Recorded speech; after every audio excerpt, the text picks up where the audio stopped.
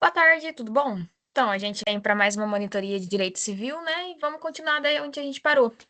A gente tinha finalizado um dos primeiros slides que o professor tinha passado e terminamos na audiência de instrução e julgamento, e agora a gente continua para a fase instrutória, que é a teoria geral das provas. Eu começo pedindo desculpa para vocês, que semana passada eu não consegui dar a monitoria, mas isso não vai atrasar a gente. Talvez a gente fique um pouco atrasado comparado ao professor, mas ainda consegue dar todas as revisões, preparar a revisão para a prova integrada, preparar a revisão para a prova de vocês sossegado, sem nenhum problema. Vamos lá. Teoria geral das provas, ela começa a entrar, né? Que é o momento que a gente tem as provas, que as partes começam a construir as provas que elas querem dentro do processo. Ela está dentro da fase instrutória, ou seja, já passou a petição inicial, já passou a contestação, a réplica. Aí o juiz ele dá um despacho instando as partes a se manifestarem, ou seja, perguntando se as partes desejam fazer novas provas, porque como a gente já vem dizendo anteriormente, quando a gente inicia com a petição inicial, a gente já apresenta as provas que a gente quer dentro da petição inicial. Quando se apresenta a contestação já vem carregada de provas também. Dentro da réplica também podem vir novas provas, não há nenhum problema. Aqui, o juiz pergunta se há necessidade de se construir novas provas. Que provas seriam essas? Talvez um laudo pericial, um laudo médico, um laudo psicológico ou alguma avaliação de bem, se é para avaliar, por exemplo, o valor de um bem. Se a gente pegar um processo de inventário, por exemplo, para avaliar, as partes concordarem em vender aquela casa e repartir o dinheiro. Só que aí precisa de uma avaliação para ver qual que é o valor daquele bem, daquele terreno, daquela casa. Então é nesse momento que se pede essas provas. Ou as próprias partes querendo apresentar novos documentos também pode ser. A gente tem aqui que é o direito de provar. Todas a teoria geral da prova, ela está toda composta dentro do CPC, começa no artigo 369 e ele fala: as partes têm a liberdade de usar todos os meios legais e moralmente aceitáveis para provar a verdade dos fatos que fundamentam suas reivindicações ou defesas. Ou seja, o autor ele pode se basear, ele tem o direito de utilizar todas as provas que tiver à disposição dele para provar que o direito dele foi maculado, para provar que ele tem direito a receber tal coisa. Como a gente já havia dito bem lá no começo, um dos princípios do processo civil é que o autor entrando, aquele que alega tem que provar. Então, a prova normalmente recai sobre isso e o autor ele vem, ele pode usar todo, tem direito de pedir qualquer prova que ele queira. Mas como eu já havia falado, até na semana retrasada, o autor ele não pode pedir qualquer prova apenas para poder estender o processo, para que o processo demore mais. Ele tem que pedir a prova que seja pertinente ao caso. Ou seja, ele não pode agir de má fé, querendo pedir qualquer prova para que faça um monte de prova para o processo ficar mais extenso. Não, ele tem que alegar porque aquela prova é pertinente. Ele tem que comprovar que aquela prova é pertinente. Imagina que seja a questão de um inventário, por exemplo.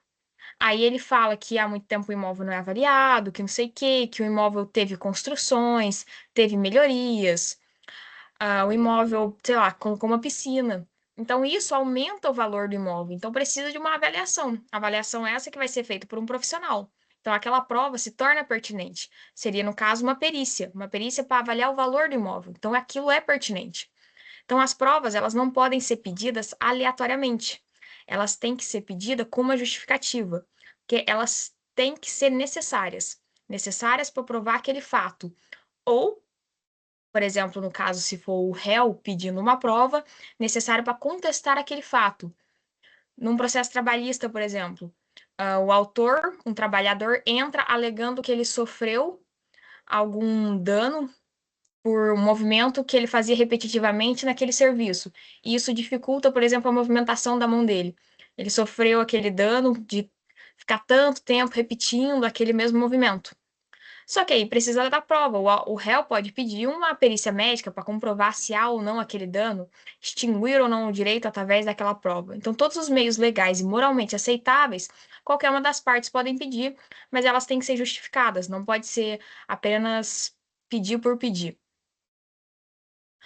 O juiz, ele pode. É o juiz que conduz qual prova que vai ser, né? Qual prova que vai ser aceita, porque, como eu já disse desde o começo, um processo ele é formado para o convencimento do juiz.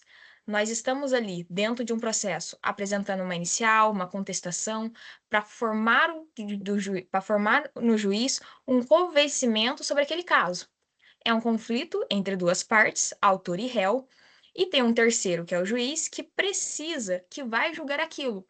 Então, o juiz tem que formar aquele entendimento. Ele tem que entender se o que que vai pesar mais, se quem está certo é o autor, se quem está certo é o réu, se as duas partes estão certas e o processo é parcialmente procedente, se é um caso de dano material, se é um caso de dano moral, qual que é o valor. Então, todas essas provas, elas são feitas para formar o convencimento de um juiz. Então, é ele que conduz as provas. É ele que analisa e vê se aquela prova é pertinente. Dentro do processo, assim que passou a réplica, o juiz, como eu já havia dito, ele vai dar um despacho perguntando para as partes quais provas elas desejariam produzir e se qual que é a pertinência de produzir aquela prova. Ele analisa o caso dentro dessa parte e ele avalia se é ou não o caso de fazer uma parte. O juiz tem todo o direito de já, por exemplo, se ele considerar que uma perícia ou uma prova testemunhal não é cabível, porque se ele considera que ele já tem todo o entendimento que ele precisa para julgar aquele caso, ele pode já julgar antecipadamente aquele caso sem a necessidade de produzir provas. O julgar antecipadamente um caso, ele é isso, é quando não se precisa dessa dilatação probatória, que é essa produção de nova prova. A gente tem a ampla defesa e o contraditório, que é todo rito processual que é necessário passar, é obrigatório passar, que é o início do processo com a inicial, contestação e réplica. Passou isso, a partir desse momento, se o juiz já achar que o convencimento dele está apto para julgar o caso, ele pode julgar antecipadamente. Se ele não achar, é ele que conduz a prova.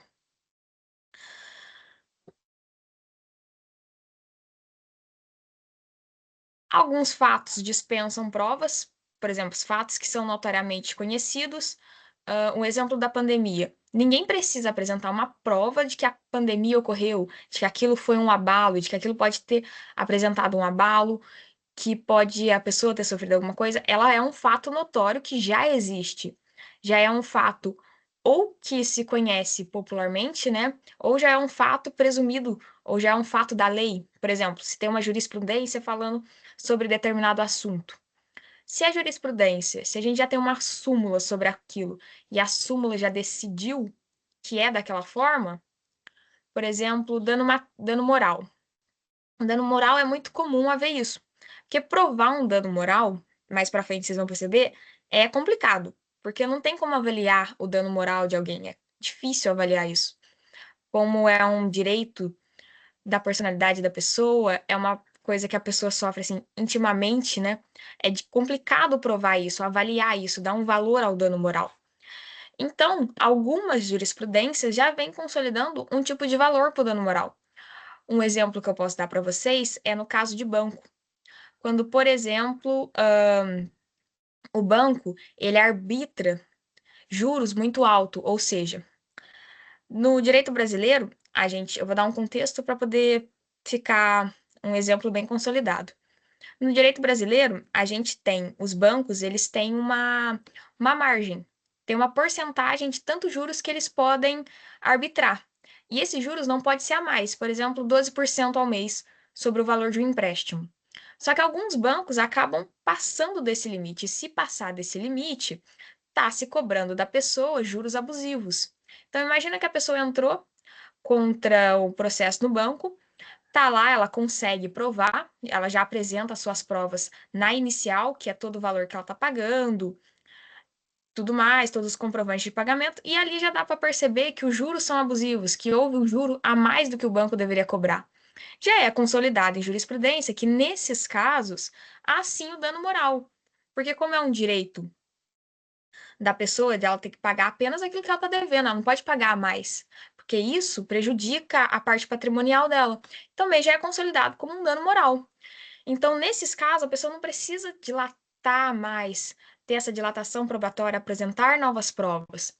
Fatos como esses dispensam a prova, porque já são consolidados, já são conhecidos. E as partes devem colaborar. Quando se fala de as partes devem colaborar, por exemplo, eu posso dar o caso de um direito de família, uma, um processo de paternidade, investigação de paternidade.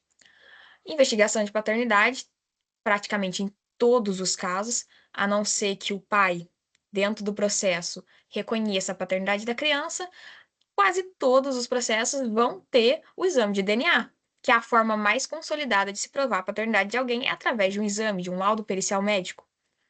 Então, as partes têm que concordar. Imagina que a mãe entrou, com uma investigação de paternidade, alegando que o genitor, que o suposto pai, não quer reconhecer a criança. Só que aí a pessoa contesta, falando que talvez não seja o pai, e há-se necessidade de um exame de DNA, de uma prova pericial. Para se houver a prova pericial, tem tanto que fazer através de colher o DNA da criança quanto do pai. Só que o pai é o réu. Só que só a mãe pediu essa prova pericial. Só que o pai, ele não pode não fazer. Ele tem que colaborar. Caso ele não colabore, tem sim penalidades, porque se ele não colaborar, se considera que meio que, vou usar essa expressão, mas não é essa uma expressão mais coloquial, que ele está fugindo de provar. Ou seja, se ele está fugindo, é como se fosse uma revelia. Ele não está se defendendo, ele não está possibilitando a prova. Nesses casos, se ele não comparecesse ao exame de DNA, se consideraria a paternidade. E ponto final. Porque as partes elas têm que colaborar dentro do processo que a prova ela tem que formar o convencimento do juiz.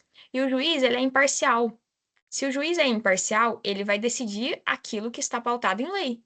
E se a lei necessita de uma prova, então tem que se fazer. As partes não podem fugir disso, não é um direito que elas têm de fugir dessas provas.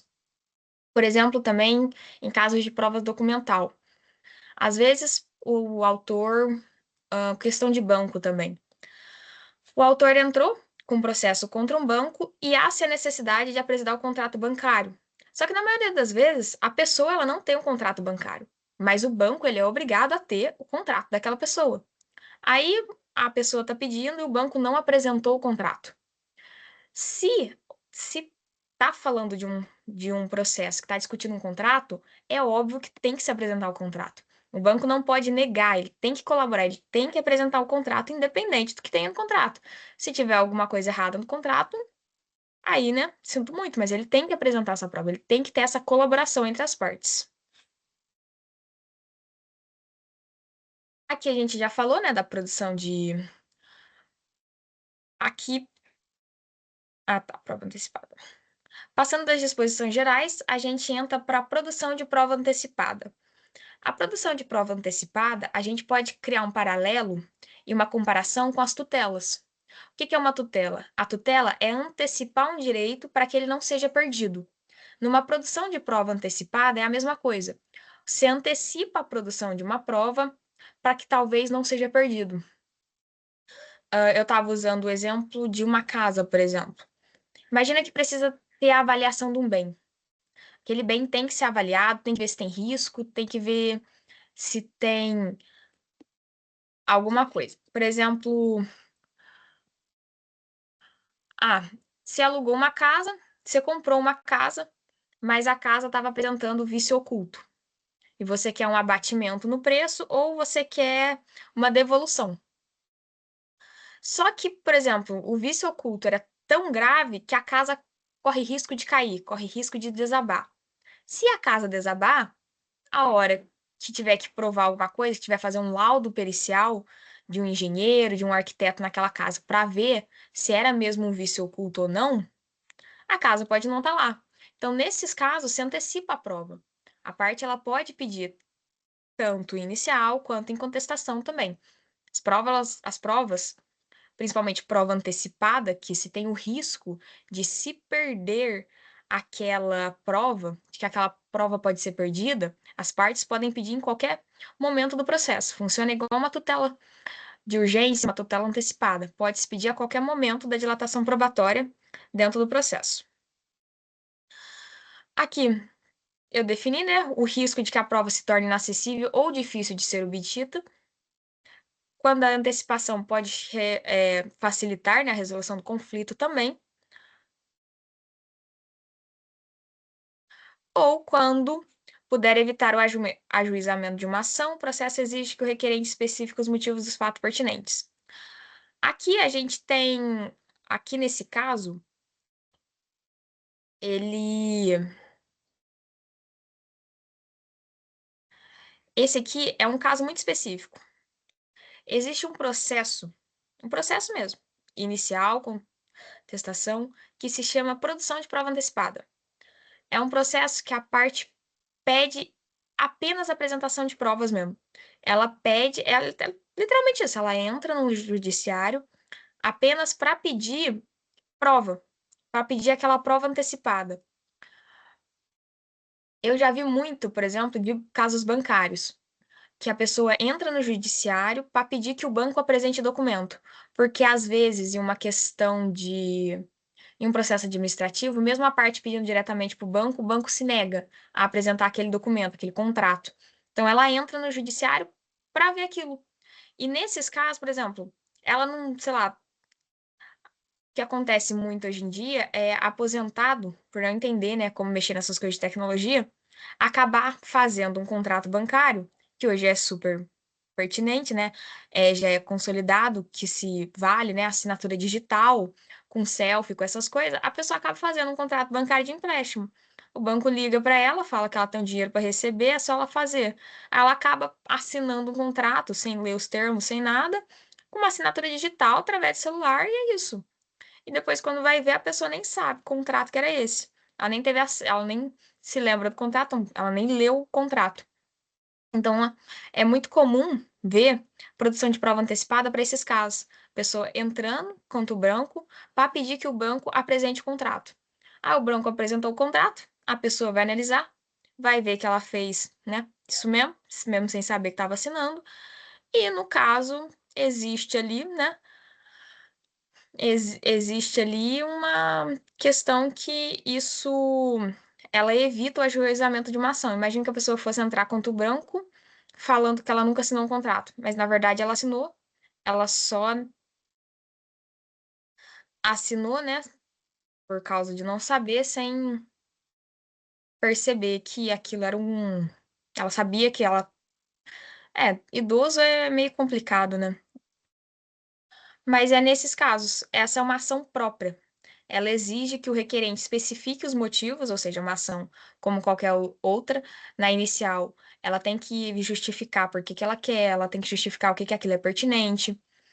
Pode ser um processo separado também, por exemplo, eu estava fazendo a questão de uma casa. Uma casa que tem um vício oculto. A pessoa pede uma produção de prova antecipada para já não correr o risco de perder aquela prova, já não correr o risco daquela. Imagina que a casa está desabando, precisa ter a avaliação daquela casa antes que ela desabe, antes que as provas sumam. Então, tem nesses casos também. Então, a gente tem ou dentro de um processo mesmo, uma produção de prova antecipada, ou a gente tem uma ação autônoma para isso. E agora a gente entra nas provas em espécie. As provas em espécie são, a gente vai agora separar o que cada prova é e como se faz elas. Desde a prova documental, ata notarial, que é essa primeira que a gente vai tratar, testemunha, perícia. A ata notarial, ela é um documento público feito em um tabelião de notas, nos cartórios extrajudiciais. Acho que vocês sabem, né? Cartório extrajudicial, cartório civil, cartório de ata notarial, cartório de imóveis. O que que é uma ata notarial? Uma ata notarial, ela é um documento assinado por um tabelião. Tabelião é alguém que é chefe de um cartório, e sendo chefe de um cartório, ele tem fé pública. Ou seja, uma coisa assinada por ele se presume verdade. Isso que é fé pública. Se está assinado por aquela pessoa, se presume que é verdade. Não precisa provar que aquilo é verdade. Tem a presunção da veracidade daquele fato, daquele documento, daquele fato narrado. Então, é um documento que um tabelião vai elaborar e vai assinar. Se tem a assinatura dele, não precisa provar que aquele documento é verdadeiro. Já se fala, já se presume que aquele documento ele é verdadeiro. Ela é eficaz, ela gosta de fé pública, ela goza de fé pública, presume-se verdadeiro todo o conteúdo. Por exemplo, deixa eu pensar em um caso, mata notarial. Por exemplo, se você quer provar o conteúdo de alguma coisa, você quer que o tabelião, sobre algum fato, por exemplo, você vai até um tabelião de notas, um cartório de notas, e pede para o tabelião fazer o registro sobre um fato que está acontecendo. Ele vai olhar, ele vai avaliar, ele vai descrever aquele fato em um documento mesmo. É como se fosse. É que no cartório é uma certidão, no caso. Mas é como se fosse uma carta mesmo, uma carta assinada pelo tabelião. E essa carta é adotada dessa fé pública. Então a gente tem essa prova. Pode-se ser. Essa é uma das primeiras provas que a gente tem, uma das mais confiáveis, que, como ela tem fé pública, vai se presumir a veracidade dela. Então você não precisa provar que ela é verdadeira, que ela carrega dessa fé. E é um meio de prova válido, como qualquer outro. Muito difícil se ver na prática, né? Muitas poucas pessoas conhecem uma ata notarial, até porque a maioria das pessoas não conhece serviço de cartório. É muito difícil você ter alguém que conheça e possa fazer isso. Também não é um documento barato, é um documento que paga. Todo serviço cartorial ele é pago, principalmente o de notas. O de imóveis é um dos serviços mais caros que tem, mas o de notas segue no segundo lugar de cartório dos mais caros. Então, uma ata notarial ela chega a ser por volta de 300, 400 reais. Não é um documento barato de produzir, então muitas vezes as pessoas nem querem tentar fazer ela. É mais fácil provar alguma coisa do que verdadeiramente pedir que se faça uma ata notarial. Prova documental. A prova documental, ela é qualquer documento que você coloque dentro de um processo. Pode ser uma carta, pode ser fotos, fotos é um documento, pode ser um boletim de ocorrência, é um documento também. Hoje em dia se usa bastante print de WhatsApp para provar uma conversa de alguma coisa também, pode ser considerada uma prova documental. Prova documental, ela quer dizer qualquer coisa material que se destine a provar aquilo, fotográfico, mecânico, eletrônico, entre outras. Print de WhatsApp, print de Facebook, por exemplo, você vai provar que a pessoa ela estava difamando você em uma rede social. O print da postagem que a pessoa fez naquela rede social. Você quer provar que o seu bem uma, teve uma perda, sei lá, alguém bateu no seu carro ou riscou seu carro. Uma foto do risco, uma foto da batida, é uma prova documental. É qualquer forma, qualquer coisa mesmo, que consiga abranger isso, que represente essa matéria, que consiga ser destinada a comprovar aquele fato, que seja verdadeiramente um documento que você coloque ali no processo para ser analisado. Aqui a gente tem as classificações, né? Classificações essa da doutrina. É importante para as provas, é importante para a OAB, mas na prática, muito dificilmente o juiz, algo que você vai ver alguém definindo como elas são. Mas a gente tem que passar por isso, né? Que a doutrina ama uma classificação. Elas podem ser classificadas em autrófogas e heterógrafas, em públicas ou privadas, em narrativas ou dispositivas, em solenes ou não solenes. Por autoria. Au- Autógrafos são aqueles que você mesmo produz, ou seja, que você produziu, que você assinou, uma carta assinada por você, uma foto de você. Heterógrafos são produzidos por terceiros, ou seja, uma carta assinada por uma terceira pessoa. Um é produzido propriamente por você, o outro é por um terceiro. Por conteúdo, pode ser narrativo, ou seja, está narrando o fato. Novamente, uma carta, um boletim de ocorrência, está narrando aquele fato. Ou dispositivos, ele pode estar expondo alguma coisa, uma fotografia está expondo alguma coisa, um print de WhatsApp está expondo alguma coisa. Formal. Solene. A formal das formas seria se ele fosse. O solene seria, por exemplo, uma ata notarial, que é aquele documento formal, e o não solene é aquele documento não formal, tipo um print de WhatsApp. Print de WhatsApp, ele não tem nenhuma formalidade. Ele não tem aquela forma necessária. O solene, ele precisa daquela forma dele, ou seja, um documento narrado, escrito, assinado por um tabelião, ele precisa ser daquela forma específica. Print de WhatsApp é um print de WhatsApp, um print de uma rede social. Ela não tem essa formalidade, não existe essa formalidade.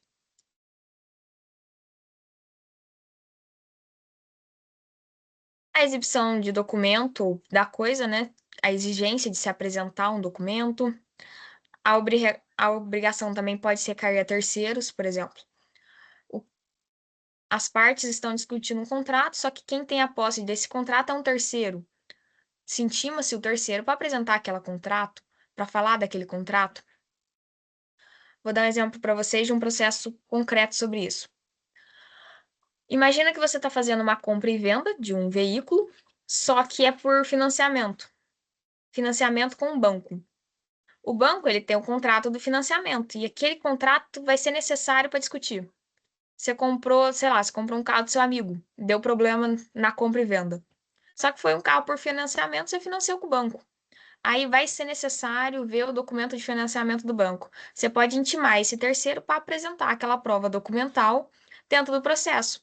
Mesmo ele não fazendo parte do processo, a prova que ele carrega, que é o documento de financiamento, o contrato de financiamento, é importante. Então, você chama ele para poder ele apresentar aquela prova. Você pode chamar um terceiro para apresentar alguma prova. O chamamento de terceiro mais comum para apresentar uma prova é testemunha. Testemunha é um terceiro diferente da lead, né? Um terceiro que não participa daquela discussão, daquele problema dentro do processo, mas ele tem uma prova, ele tem ali um fato que ele conhece, que ele vai testemunhar, que ele vai apresentar ao juiz.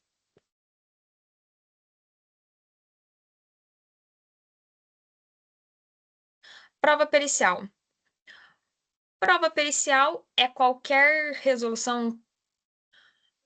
Prova pericial ela é qualquer documento feito por um profissional especificado, por um profissional técnico daquela área. De engenharia, por exemplo, uma avaliação de um imóvel. De medicina, um exame de DNA, por exemplo. De psicologia, um laudo psicológico da pessoa. Muito comum para danos morais, para você provar um dano moral, por exemplo. Você faz uma perícia com um psicólogo para provar que você teve aquele abalo sistemático na sua moral, você teve aquele abalo, sofreu aquilo. Então, é qualquer documento técnico assinado por um profissional específico daquela área. Uma prova pericial, as partes podem pedir. Uma prova pericial, o juiz tem que deferir para ela ser feita. Mas existe tipo, alguns modelos que as partes mesmo apresentam, que se fala que é uma prova pericial, né, que a própria parte apresenta. Por exemplo, ela tem um médico específico e ela já apresenta inicial a um laudo daquele médico, que é a assinatura daquele médico. Se é assinada por um médico, tem validade, porque o médico ele é um especialista daquela área. Então, muitas vezes, se a pessoa já tem isso, mesmo sendo uma prova que ela fez apenas ela que fez, né, com o médico dela, se presume também verdadeira aqueles fatos, tem aquela presunção de veracidade, porque é um profissional de saúde. Sendo um profissional técnico, ele não pode mentir, tem toda essa presunção sobre essas provas. A prova pericial, apesar de ser uma prova muito difícil de se contestar, ela pode ser contestada. Por exemplo, em processos que a gente vai falar que de acidente, por exemplo, um acidente de trabalho. Imagina que a pessoa sofreu um acidente de trabalho e ela perdeu parcialmente a movimentação da mão.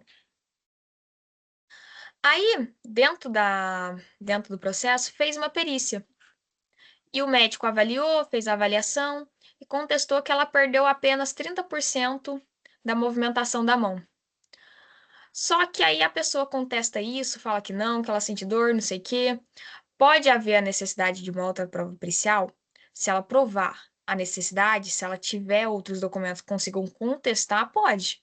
Nenhum problema. A prova pericial ela não é absoluta. Ela serve para provar, mas ela não é absoluta em todos os casos. Ela pode mudar também. Por exemplo, nesse mesmo caso de processo de trabalho, imagina que comprovar 30% que a pessoa perdeu 30% da movimentação do pulso.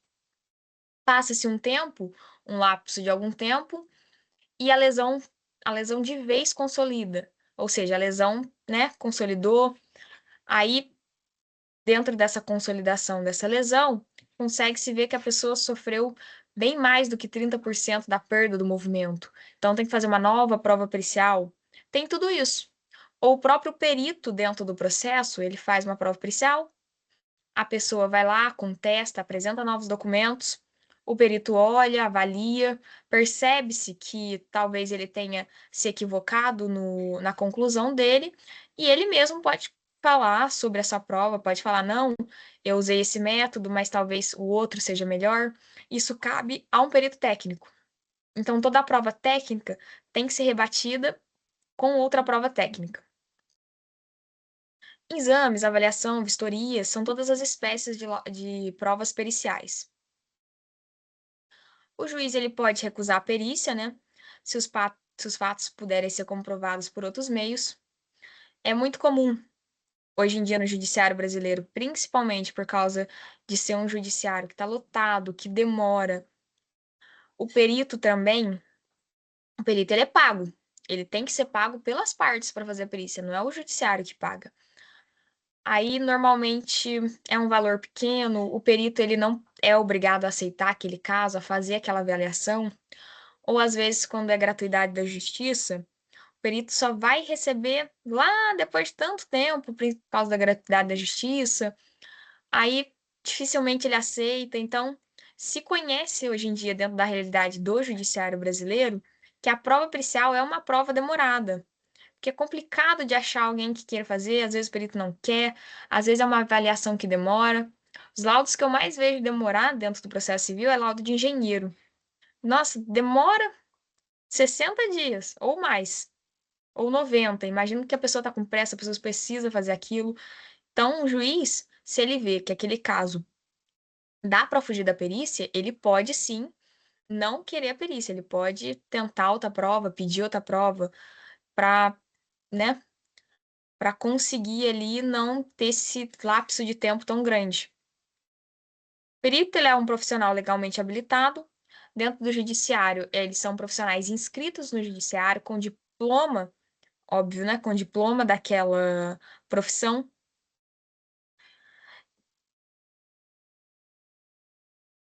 Da prova pericial, ela é uma das mais simples de se entender, que é um laudo feito por um profissional técnico de determinada área.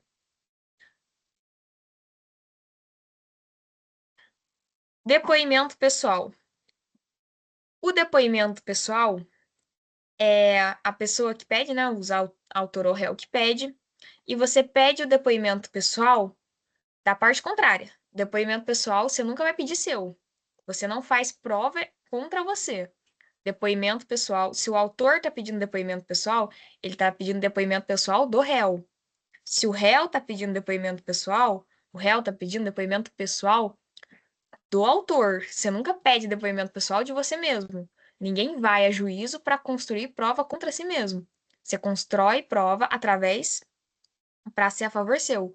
Então, tipo assim, se você já falou em inicial o que é os fatos, você não tem nenhum outro depoimento pessoal que possa ser narrado ali. Você já tinha que falar dentro da inicial, você já falou que tinha que falar dentro da contestação.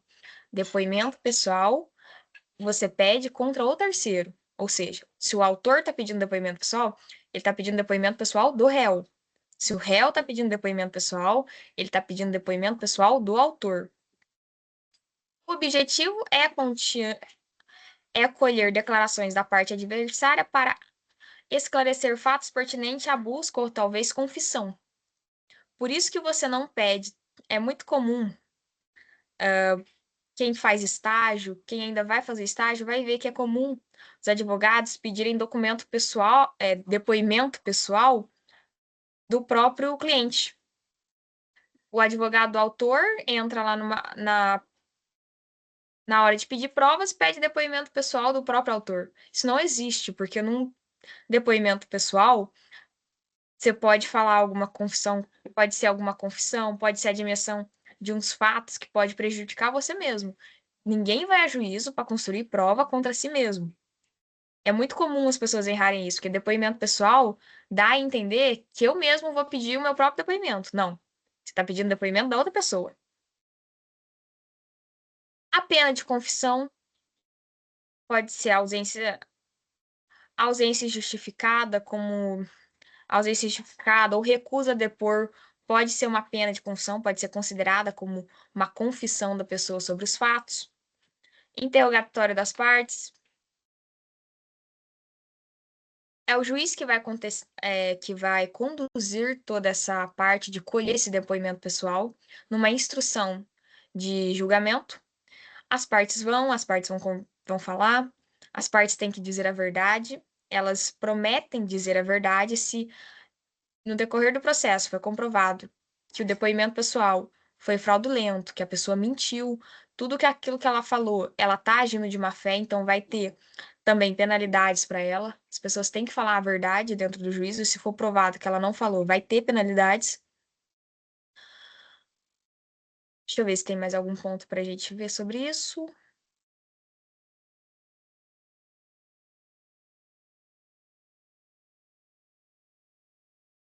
Aqui essa parte é só isso que eu queria mesmo reforçar com vocês, que depoimento pessoal, você vai pedir ele da parte contrária.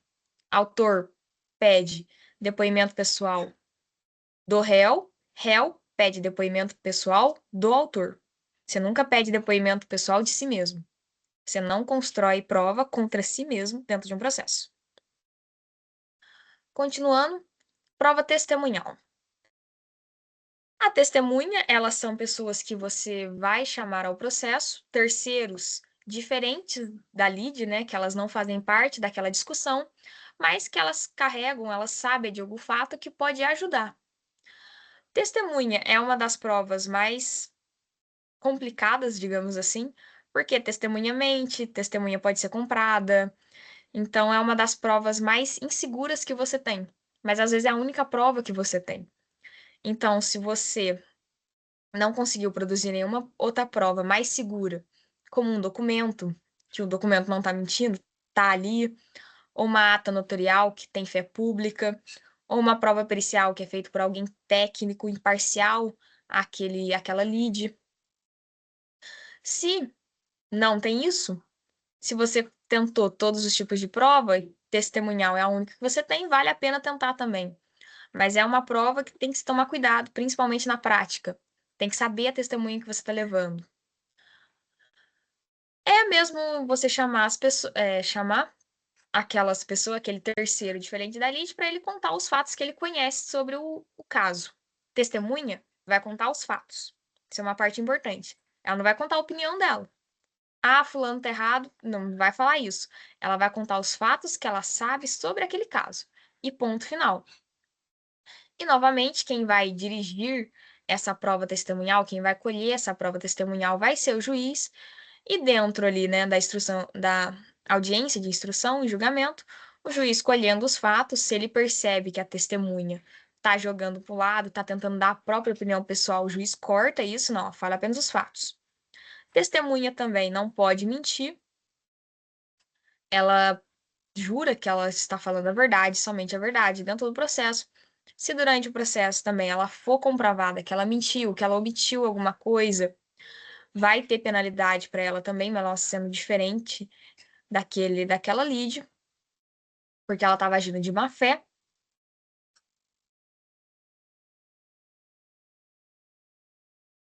Aqui eu coloquei, né, as limitações restritas aos fatos que essa testemunha tem conhecimento, ou seja, se ela ouviu de terceira alguma coisa, ela não conta, ela tem que saber aqueles fatos que ela sabe.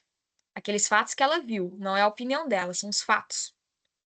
Testemunha é uma pessoa natural, sem envolvimento direto no processo e com conhecimento relevante para os fatos. A pessoa também não pode levar, né, o autor ou o réu que queira uma prova testemunhal, não pode levar qualquer testemunha para lá, não pode ser uma testemunha qualquer, uma testemunha aleatória que você achou na rua. Tem que ser alguém que saiba daqueles fatos, que tenha pelo menos algum conhecimento que possa ajudar. A lei prevê alguns impedimentos, né, que podem suspender, que as testemunhas não podem ir. Por exemplo, se a pessoa tiver um interesse naquele litígio, se a pessoa tiver alguma relação familiar, alguma relação mais íntima, como algum parceiro, esposa, cônjuge, namorada, esse tipo de coisa, a lei pode restringir, mas isso cabe ao juiz também. Algumas são previstas em leis, algumas é no caso que o juiz acha pertinente ou não. E partindo por último, inspeção judicial. Uma das provas previstas no CPC, mas uma das mais difíceis de acontecer, que é quando o juiz, ele vai mesmo verificar aqueles fatos. Por exemplo, um caso que poderia, né, acontecer num caso de imóveis. O bem está precisando de uma avaliação, aí tem que fazer aquela avaliação. Pediu a prova pericial. Perito tá demorando, porque a prova pericial, principalmente de engenharia, conduzida por um engenheiro, como eu falei, é uma prova mais demorada, porque dificilmente a gente tem profissional dessa área. Também são laudos que demoram mais. Aí o juiz, as partes pediram inspeção judicial e o juiz aceitou. É verdadeiramente quando o juiz, pessoalmente mesmo, ele sai do gabinete dele, pega o carrinho do tribunal, vai lá até a casinha, olha, olha a casa e fala, entendi. É literalmente o juiz sair do gabinete e ir lá vistoriar alguma coisa, ver o que está acontecendo naquela coisa. Uma prova muito difícil, que primeiro, é uma. Quando ela for acontecer, vai ser marcado horário, as partes podem ir acompanhar o juiz, o advogado das partes pode acompanhar o juiz. O juiz, obviamente, não vai sozinho, vai ter funcionários do fórum ou funcionários do cartório que vão com ele até essa vistoria judicial. Tem data e hora certa para fazer isso. E é muito difícil, porque hoje em dia, com os processos do judiciário, o judiciário abarrotado, muito difícil o juiz vai ter tempo para fazer isso, sair, ir até lá, vistoriar. Muito mais fácil esperar mesmo, né? No caso do juiz, muito mais fácil ele, infelizmente, pedir uma perícia e sair. Pode ser iniciada de ofício, se o juiz achar pertinente que ele tenha aqui no local, ou pedido pelas partes. As partes podem pedir, mas mesmo pedido pelas partes, o juiz não é obrigado a aceitar, porque lembrando, como eu falei aqui no começo, as provas elas são destinadas ao juiz, a formar o convencimento do juiz. Então, caso ele não ache pertinente uma inspeção judicial, ele pode indeferir e ele não vai, ponto final. O juiz ele pode puxar um auxiliar também. Por exemplo, ele aceita fazer uma inspeção judicial para ir naquela casa e ver o que está acontecendo. Ele pode chamar um auxiliar, que seria um engenheiro ou alguém, um engenheiro cadastrado dentro do Tribunal do TJ, que acompanha o juiz. Aí o próprio engenheiro olha e vai explicando para o juiz o que está acontecendo, o que que é aquele laudo técnico, o que que é isso, o que que é aquilo. Pode ser feito assim também, nenhum problema. Porque o juiz, ele é um leigo sobre qualquer parte de outra área, sobre medicina, sobre engenharia, arquitetura, ele é um leigo. Então, com o auxiliar, né, com esse auxiliar, ele consegue entender um pouco mais sobre aquele determinado caso. E assim a gente termina a teoria geral das provas. Eu vou construir para vocês, eu ainda estava fazendo. Eu comecei fazendo uma tabelinha para montar, tá pequenininho, vocês não vão conseguir enxergar.